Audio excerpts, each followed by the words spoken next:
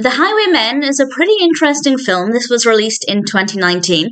It's directed by John Lee Hancock. It's written by John Fusco, and we have a cast including Kevin Costner as Frank Hamer and Woody Harrelson as Maney Gault. And Hamer and Gault were the Texas Rangers who were tasked with hunting down Bonnie and Clyde. And while I've read a lot of articles about Bonnie and Clyde, I never really knew much about these individuals, Hamer and Gault. So I was quite keen to watch this and basically get a bit of a history lesson. I don't know exactly how factually accurate this is. I watched it and took it with a pinch of salt. If you have any information about that or anything you'd like to share, please feel free to do so. I'd definitely be interested in learning more. So I enjoyed the general concept. I enjoyed getting to know these characters. I watched it because of Woody Harrelson, but when I read what it was about, I thought that sounds really, really interesting.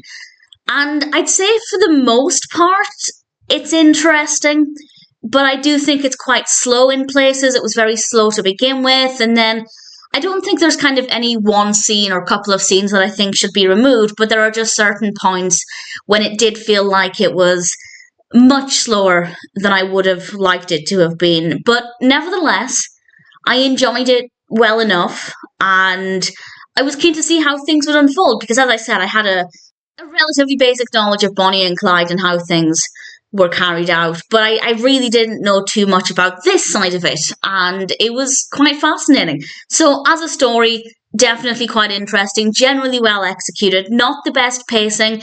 It's not tremendously long, that's a lie, it is. It's over 2 hours. I was thinking it was under 2 hours there. No, it's actually just over 2 hours.